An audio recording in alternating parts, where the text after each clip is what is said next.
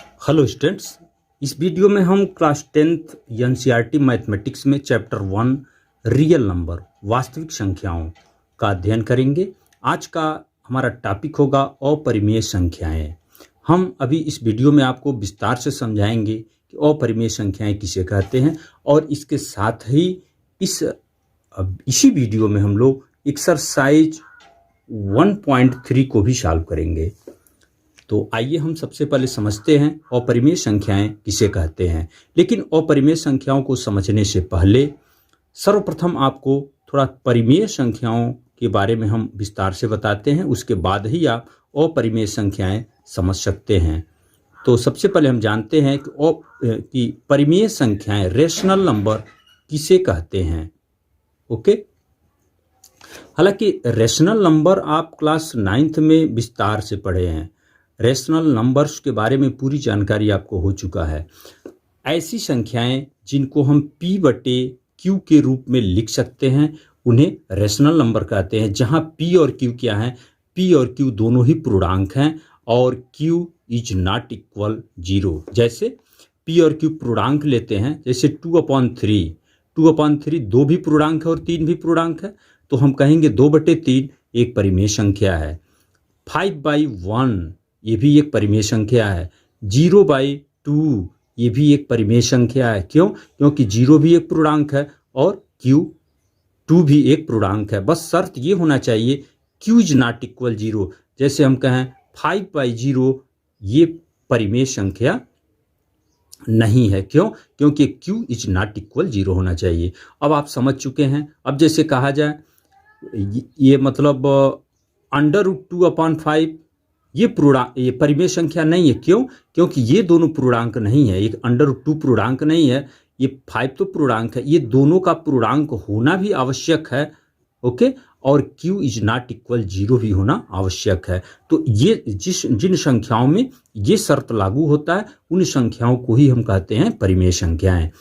तो इस तरह से आप कोई भी संख्याएं दी गई हैं जिनको आप परिमेय संख्या पहचान सकते हैं। अब कुछ ऐसी संख्याएं होती हैं। अच्छा, एक चीज और समझ लें आप परिमेय संख्याओं में। परिमेय संख्या तो भिन्न के रूप में दिया तो आप पहचान कर लेंगे। कोई भी परिमेय संख्या हो, सपोज दैट 2/5 एक परिमेय संख्या है। आप भाग दे के देखिए, ये दशमलव 0.4 आएगा। आप 2 में 5 का भाग देना आता ही आपको, 2 में 5 का भाग देंगे 0.05 चौको 20, 0.4। सपोज दैट 2/3 हो तो क्या होगा? 0.3 छक्के 18, 3 छक्के 18 ऐसे चलेगा। तो परिमेय संख्याओं का दशमलव निरूपण में सबसे प्रमुख विशेषता ये है कि जब इनको हम दशमलव में बदलते हैं तो इनका दशमलव शांत होता है। शांत माने एक अंक या 2 अंक जाते जाते एक कट जाता है। अगर नहीं भी कटता है तो कुछ नियमित संख्याएं ही रिपीट करती हैं, आवर्ती होती हैं। जैसे 666 ऐसे नियमित रूप से चलेगा ऐसे, या फिर कोई और नंबर ले सकते हैं तो 2 अंक ऐसे बदलेगा। तो इन सब संख्याओं को हम कहेंगे ये सब परिमेय संख्याएं हैं। ऐसा कोई भी दशमलव निरूपण या तो वो कुछ नियमित एक अंक या 2 दशमलव के बाद एक अंक या 2 अंक जाते जाते इंड हो जाए, वो भी परिमेय संख्या होगा। या नहीं भी इंड होता है, अनंत तक चलता है, तो एक ही संख्या बार बार रिपीट कर रही हो। जैसे मान लो ऐसे आ जाए कोई नंबर 0.232323, ये भी एक परिमेय संख्या का ही उदाहरण है। इसमें एक गुणधर्म हो, कोई एक पैटर्न हो आगे दशमलव बढ़ने का, ऐसी संख्याओं को ही हम कहते हैं परिमेय संख्याएं। और जिन संख्याओं को हम P/Q के रूप में नहीं लिख सकते हैं या फिर उनका दशमलव निरूपण इससे इस तरह का नहीं हो, वो दशमलव जो है ऐसे अनंत तक चलेगा लेकिन कोई नियमित पैटर्न नहीं होगा। जैसे मान लो हम कहते हैं 0.215982462 ऐसे इनफाइनाइट तक चले लेकिन कोई भी पैटर्न नहीं बन पावे, ये हम न बता पावे अब इसके बाद क्या आएगा, कोई सिस्टम इसमें दिख रहा है क्या। इस तरह की जो संख्याएं होती हैं उन्हीं संख्याओं को हम अपरिमेय संख्याएं कहते हैं। तो फिर ऐसा कोई भिन्न आप ढूंढें तो भिन्न नहीं ढूंढ पाएंगे आप। कोई भी ऐसा भिन्न होता ही नहीं है, क्योंकि कोई भी ऐसा भिन्न लिखते हैं P/Q के रूप में, अगर P और Q पूर्णांक हैं तो निश्चित हो परिमेय संख्याएं होंगे।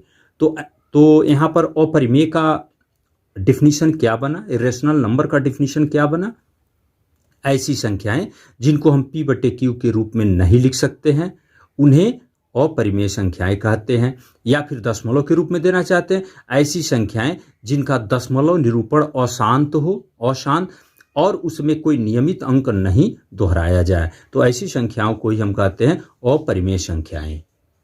अब थोड़ा सा हम ये जो कुछ अंडर रूट वाली संख्याएं होती हैं, जैसे under root 2, okay, under root 3, किसी भी संख्या का भाग विधि से वर्गमूल निकालना आपको आता है, कक्षा 8 में ही पढ़े हैं। आप अपना एक प्रयोग करेंगे, 2 का वर्गमूल आप निकालेंगे। हम कुछ 2-3 अंक निकालते हैं।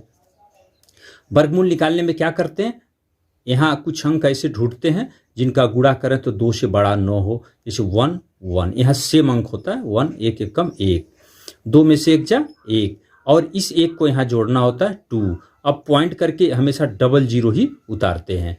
अब यहाँ जो अंक यहाँ लिखेंगे वही अंक यहाँ होना चाहिए, और उसका गुणा 100 से बड़ा भी नहीं होना चाहिए। जैसे 4 लिख दें, यहाँ भी 4, तो 24 चौको 96, यहाँ क्या बचा 4, हमेशा डबल जीरो ही आएगा। फिर इस 4 को यहाँ जोड़ लिए, 24 4 28 हो गया। अब यहाँ देखें कितनी बार, अगर 1 लिखते हैं तो यहाँ 1 आएगा, ओके, अगर 2 लिख दें तो यहाँ 2 आएगा, लेकिन इसका गुणा करोगे तो 400 से अधिक हो जाएगा, तो 1, ये हो गया 281। ऐसे आप भाग देके 4-5 अंकों तक इसमें जाएं तो आप पाएंगे अंडर2 इक्वल 1.41। ऐसे इधर जो भी अंक आएंगे वो अनटेंडम होंगे, उसमें ऐसा कोई पैटर्न मिलेगा ही नहीं। ये 4 के बाद 1 आया, इसके बाद आप खुद बताएंगे, आप खुद करके देखें क्या आ रहा है, कहीं इस तरह का रिपीट वाला चांस हो रहा है कि नहीं, कभी नहीं होगा। इसलिए इनको हम इस तरह से दशमलव, आवर्ती दशमलव में नहीं बदल सकते, इसीलिए हम कहते हैं अंडर2, अंडर3, अंडर कोई भी ऐसे 5 है, 7 है, ये सभी अपरिमेय संख्याओं के ही उदाहरण हैं। तो यहाँ पर हम लोग अपने तर्क के द्वारा, अपने जो इसके पिछले वीडियो में आप पढ़े थे अंक गणित का आधारभूत प्रमेय, उसकी सहायता से हम प्रूव करेंगे कि अंडर2 एक अपरिमेय संख्या है। तो उस आधारभूत फंडामेंटल थ्योरम ऑफ अर्थमेटिक की सहायता से हम ये प्रूव करेंगे अभी कि अंडर2 एक अपरिमेय संख्या है, अंडर3 अपरिमेय संख्या है। कोई एक प्रूव कर लेंगे तो कोई भी नंबर अंडर में है उसको आप प्रूव कर सकते हैं। उसको सिद्ध करने से पहले हम एक पहले प्रमेय और गुणनखंड पर आधारित है, पहले उसको बताते हैं, उसके बाद इसको हम शो करेंगे कि अंडर2, अंडर3 अपरिमेय संख्या है। तो ये बहुत ही इंपॉर्टेंट प्रमेय है बच्चों, इस प्रमेय को थोड़ा सा ध्यान से समझिएगा। पहले इस प्रमेय का कथन ही आप समझ लें क्या है कि मान लीजिए p एक अभाज्य संख्या है। अभाज्य संख्या आप समझ सकते हैं क्या है, जो अन्य किसी से नौकट है। और यदि p जो है कि a स्क्वायर को विभाजित करती है, a कोई नंबर है जिसका वर्ग को a p जो है विभाजित करता है, मीन्स p के पहाड़ा में आएगा, मीन्स a स्क्वायर के गुणनखंड में p आएगा। तो यह जो p है a को भी विभाजित अवश्य करेगी। यही ये प्रमेय है जहां एक धनात्मक पूर्णांक है। पहले थोड़ा सा इस प्रमेय को आप अंकों में पहले समझ लें, तब हम प्रूव करते हैं। क्या बताया गया, जैसे p एक अभाज्य संख्या है, सपोज दैट कोई अभाज्य संख्या हम लेते हैं, सपोज दैट 3 है। चलिए अब a स्क्वायर को विभाजित करती है, a स्क्वायर कोई नंबर ले लो जिसके ये 3 विभाजित करे। जैसे हम ले लें मान लो 9 स्क्वायर, तो 9 स्क्वायर क्या आएगा 81, तो 81 को 3 विभाजित करेगा, 27 बार में विभाजित करेगा। तो यहाँ ये कहा गया कि p a को भी विभाजित करेगा। ये जो p है 3, तो यहाँ a क्या है, a स्क्वायर में 9 का स्क्वायर लिए हैं, तो यह 3 9 को भी विभाजित अवश्य करेगा। तो 9 को विभाजित कर रहा है, अवश्य करेगा। ऐसे और भी आप उदाहरण लेके पहले उदाहरण को समझें। आप कोई नंबर ले लो, लेकिन ये अभाज्य लेना है, p अभाज्य नंबर, सपोज दैट 5। तो अब आप यहाँ किसी नंबर a स्क्वायर, कोई a ऐसी संख्या चुने जिसके वर्ग को ये 5 विभाजित करे। जैसे मान लो हम लिखते हैं 4 का स्क्वायर, तो क्या 4 के स्क्वायर 16 को 5 विभाजित करेगा? नहीं। तो ये 4 नहीं चुन सकते, कोई दूसरा नंबर चुनो। 5 स्क्वायर भी चुन सकते हैं। 5 स्क्वायर कितना और 25, ये 5 इसको विभाजित करेगा, करेगा। तो ये 5, ये जिसका वर्ग जैसे 5 का वर्ग है, ये 5 को भी विभाजित करेगा। चलो 10 का स्क्वायर लेते हैं, 10 स्क्वायर क्या होगा 100। तो 100 को 5 विभाजित कर रहा है, तो ये 5 इस 10 को भी विभाजित करेगा। यही प्रमेय है बस। तो इसे हम कैसे अपने तर्कों के द्वारा कैसे हम प्रूव करेंगे, इस बात को समझते हैं, और या फिर फंडामेंटल थ्योरम उससे कैसे हम प्रूव करेंगे उसको हम सिद्ध करते हैं इसको। तो आइए इस प्रमेय को सिद्ध करते हैं। तो अब इसे सिद्ध करने के लिए हम ऐसा करते हैं, जैसे हमें क्या प्रूव करना है कि P A को भी विभाजित करेगा। A क्या है? एक धनात्मक पूर्णांक है। तो हम सबसे पहले मान लेते हैं, माना A एक धनात्मक पूर्णांक ले लिए। तो जब A धनात्मक पूर्णांक है तो A को हम गुणनखंड मान लेते हैं। सपोज दैट मान लिए A का फैक्टर P1 P2 P3 ऐसे डॉट डॉट डॉट Pn, इसके n फैक्टर हैं। ओके, जहां पर ये P1 P2 P3 Pn सभी अभाज्य संख्याएं हैं, हम अभाज्य गुणनखंड किए। अब प्रश्न में क्या कहा कि P एक अभाज्य संख्या है, PA स्क्वायर को विभाजित करती है, ऐसे लिखा है, PA स्क्वायर को विभाजित करती है। ये तो ऐसे होगा, जब PA स्क्वायर को विभाजित करेगा तो सर्वप्रथम हम A स्क्वायर पहले देखते हैं क्या है। A स्क्वायर यहां से करें तो इसका वर्ग करना, इसको 2 बार गुणा करना होगा। ऐसे हम लिख सकते हैं P1 P2 dot dot dot Pn, फिर इसका फिर दोबारा गुणा P1 P2 P3 dot dot dot Pn। तो जब ये गुणा करेंगे आप, ये क्या आएगा? P1 square into P2 square into P3 square, यहाँ P3 भी है लिख सकते हैं, ऐसे Pn स्क्वायर। अब हमें क्या दिया हुआ है? हमें ये पता है कि PA स्क्वायर को विभाजित कर रहा है। ध्यान दीजिएगा, हमें ये पता है कि PA स्क्वायर को विभाजित करता है।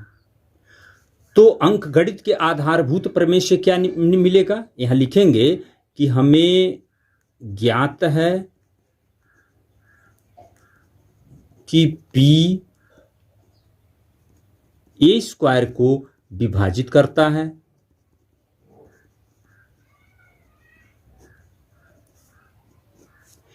इसलिए यहां बात लिख सकते हैं कि अंकगणित के आधारभूत प्रमेय से P जो होगा A स्क्वायर का एक गुणनखंड होगा। परंतु यहां क्या है? A स्क्वायर के गुणनखंड P1 square P2 square P3 square Pn square हैं, और जैसा कि ये पहले से हम माने हैं, ये अभाज्य गुणनखंड ही लिए हैं, और यहाँ हम बोल रहे हैं कि A स्क्वायर का एक फैक्टर P भी होगा। तो अंकगणित के आधारभूत प्रमेय से इतना तो स्पष्ट हो रहा है कि इसी में से कोई कोई P1 P2 P3 में से ही कोई न कोई एक फैक्टर P के बराबर होगा। ध्यान दीजिए, हम क्या बोल रहे हैं? अंकगणित के आधारभूत प्रमेय से ये जानते हैं हम कि किसी भी संख्या के अभाज्य गुणनखंड एक ही इस तरह के हो सकते हैं। यहाँ जैसे P1 square P2 square P3 square Pn square बन रहा है, और यहाँ हमें ये भी ज्ञात हो रहा है कि PA स्क्वायर को विभाजित कर रहा है, तो पक्का है कि इसके फैक्टर में एक, इसमें से P1 P2 P3 Pn में से कोई न कोई एक तो P अवश्य होगा। लेकिन अभी हमें ये भी पता है कि इस P1 P2 P3 में से ये सभी गुणनखंड A के हैं, तो इसमें से कोई एक अगर P है तो ये पक्का हो गया A का भी एक फैक्टर P मिलेगा। तो जब A का भी एक फैक्टर P मिल गया तो फिर A P से विभाजित हो गया, मीन्स P A को विभाजित करेगा। यही बात यहाँ शब्दों में लिखना है। इसको हम ऐसे लिख दे रहे हैं ऐसे। तो इसे हम ऐसे लिख सकते हैं जैसे कि हमें ज्ञात है कि P A स्क्वायर को विभाजित करता है, ये हो गया।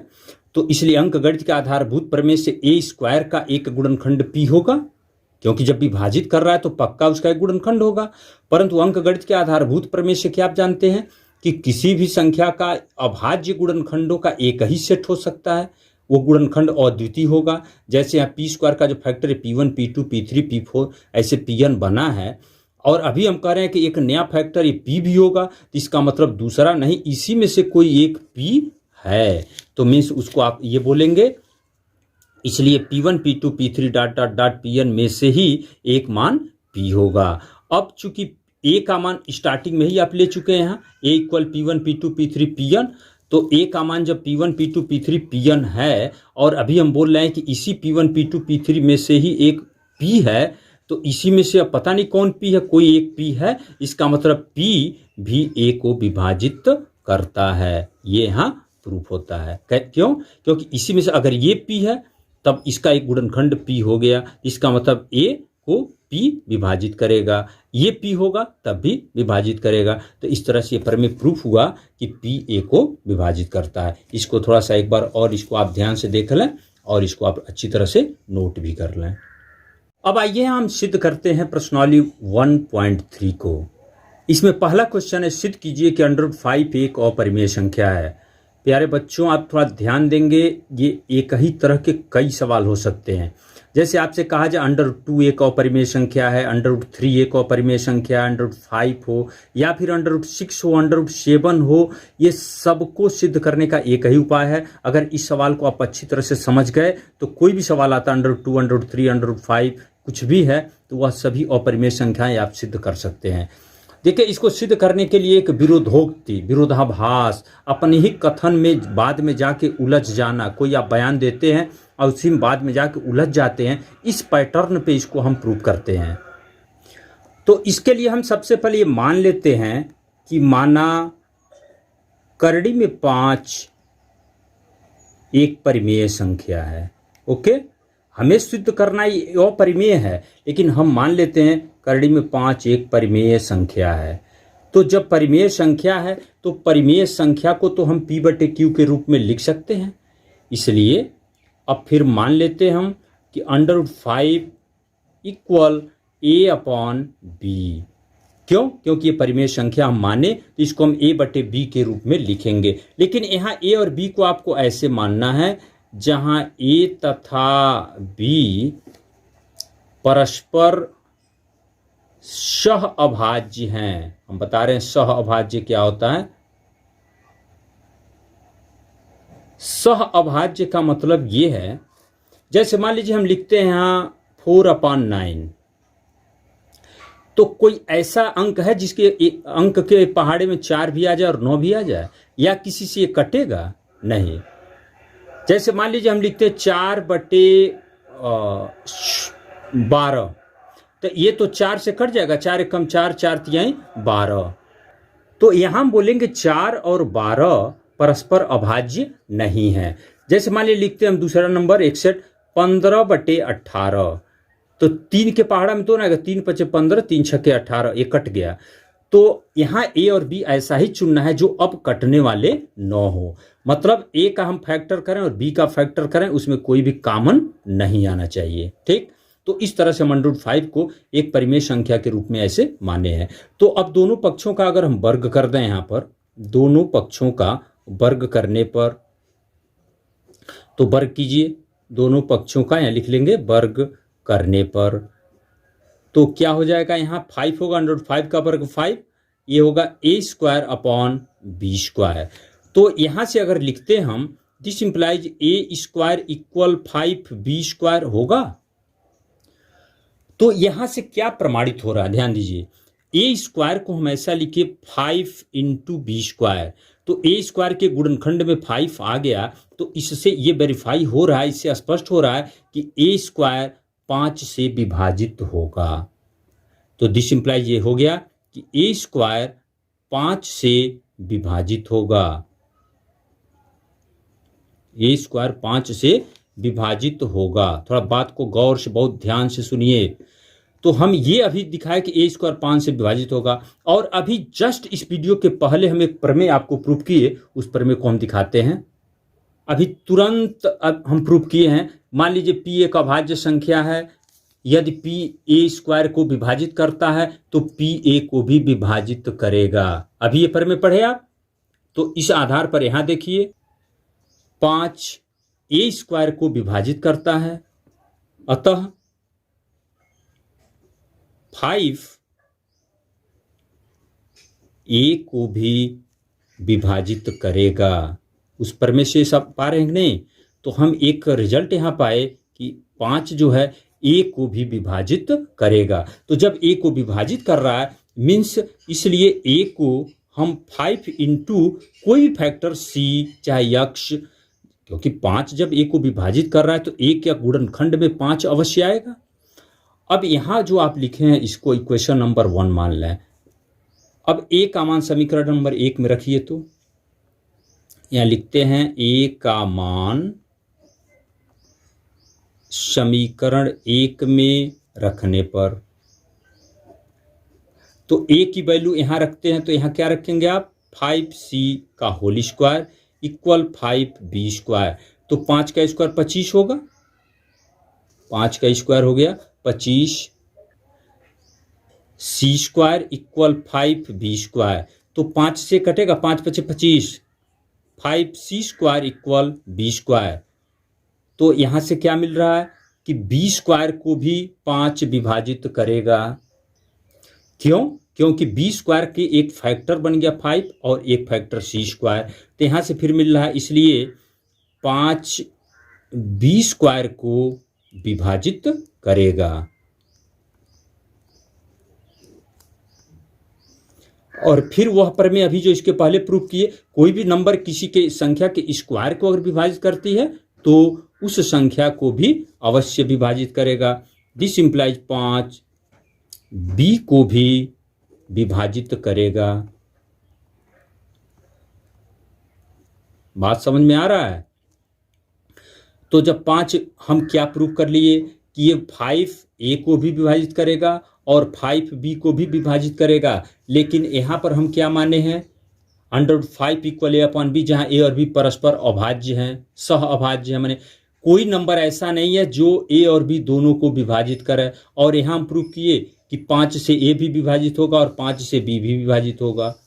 तो इस कथन का विरोध हो रहा है कि नहीं? अभी हम यहाँ माने कोई नंबर इसको विभाजित नहीं कर सकता है, लेकिन इसी सवाल में हम ये प्रूव किए कि 5 a और b दोनों को विभाजित कर रहा है। मीन्स जैसे ये कटा था वैसे ये 5 से कट रहा है, तो यहाँ विरोध हो रहा है, यहाँ एक विरोधोक्ति उत्पन्न हो रही है इस बात को लेकर। तो यहाँ लिखेंगे यहाँ एक विरोधाभास उत्पन्न हो रहा है या विरोधोक्ति उत्पन्न हो रही है। अतः ये कहाँ से कारण, इसका रीजन क्या है विरोधाभास उत्पन्न होने का? जो हम ये मान के चले हैं, स्टार्टिंग किए हैं √5 एक परिमेय संख्या है, यही रीजन है मूल इस विरोधाभास उत्पन्न होने का। जैसे कोई भी बात अपनी बात में हम उलझ गए, क्यों? क्योंकि यहाँ जो हम शुरू में झूठ बोले थे या जो भी अपना बयान दिए थे उसी में हम अपनी ही बातों में उलझ गए। इसका मतलब जो शुरू में हमारा बयान था वो हमारा बयान गलत है। ठीक?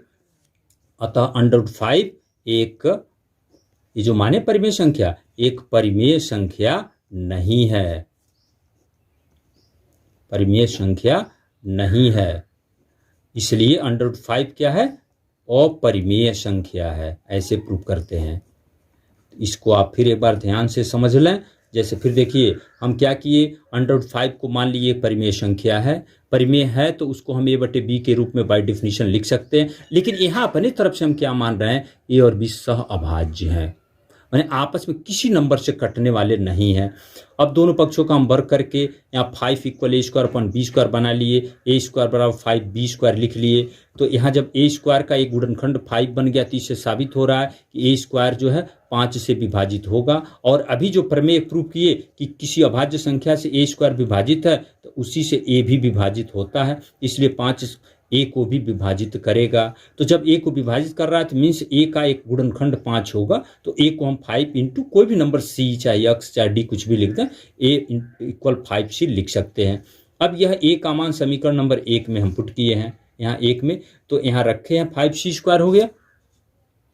तो ये इसको आप सॉल्व करके देख सकते हैं कि b² बराबर क्या आ गया, 5c² आ गया।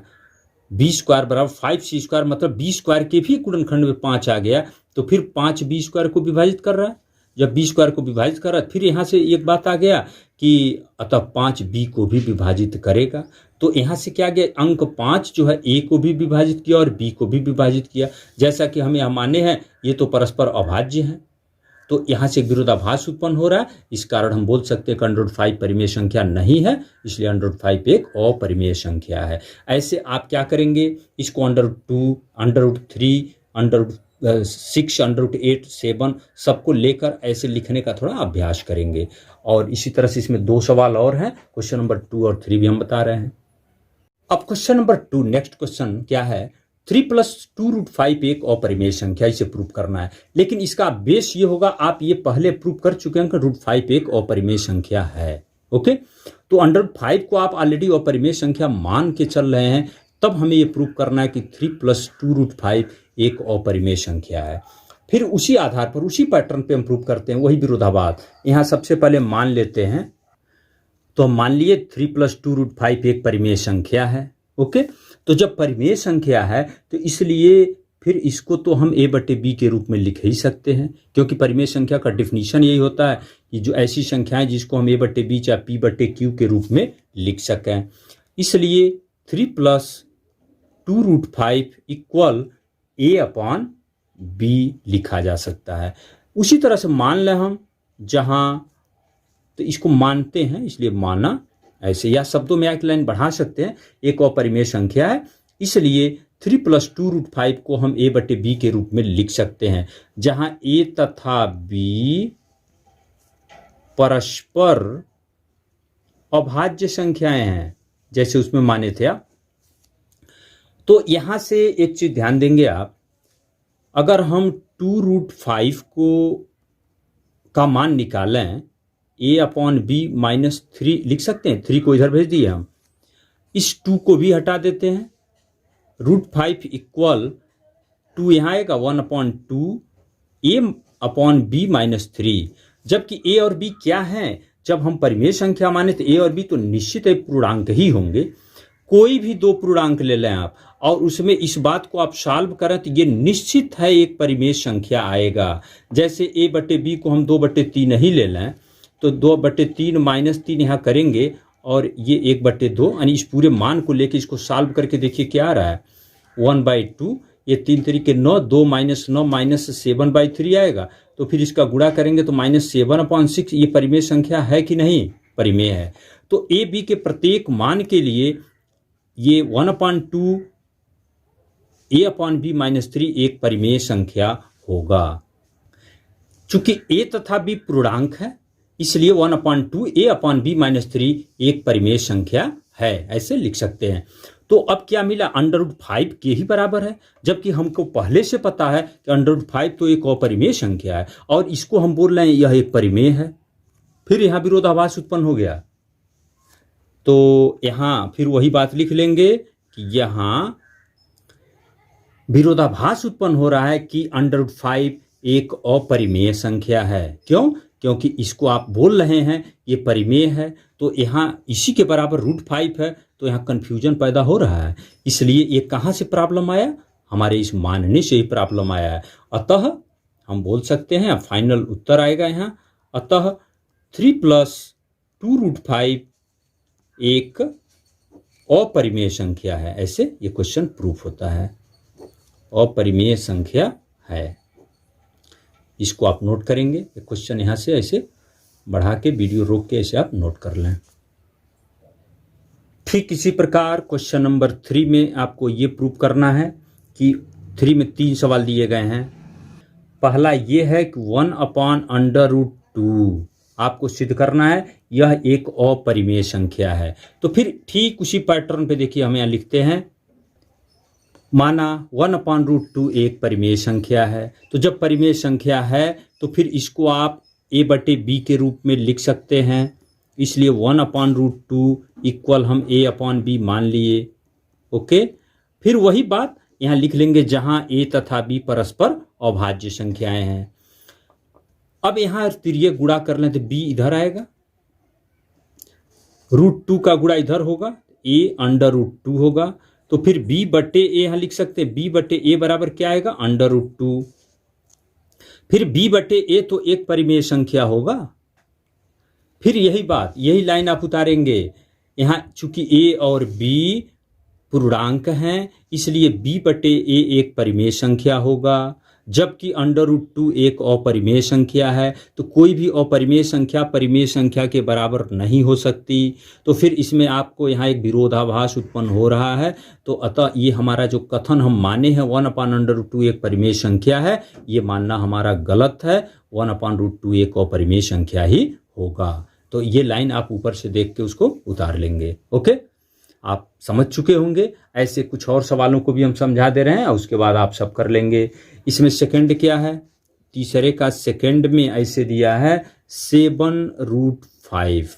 ओके, और थर्ड है इसका 6 + √2। तो इसको तो आप ठीक ऐसे जो हम प्रूव किए हैं 3 + 2√5 आप इसको प्रूव कर लेंगे। और ये भी ऐसे ही होगा। तो अन्य चीज़ों को हम छोड़ देने को समझा रहे हैं। हमें प्रूव करना है कि 7√5 एक अपरिमेय संख्या है। तो इसको आप ऐसे मानेंगे, ऐसे कि माना 7√5 एक परिमेय संख्या है। तो परिमेय संख्या है तो उसको हम a/b के रूप में लिखेंगे। फिर a/b के रूप में जब लिखते हो तो √5 = a/7b होगा। ये 7 यहाँ आ गया 7b। तो फिर a और b चूंकि पूर्णांक हैं तो प्रत्येक पूर्णांक के लिए a/7b निश्चित है एक परिमेय संख्या ही होगा।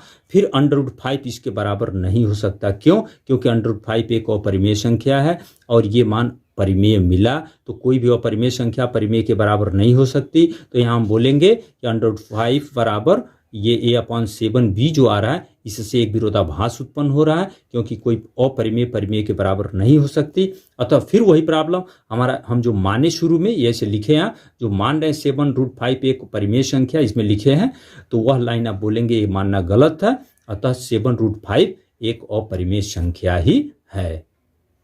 इस तरह से हम लोग एक्सरसाइज 1.3 को कंप्लीट किए।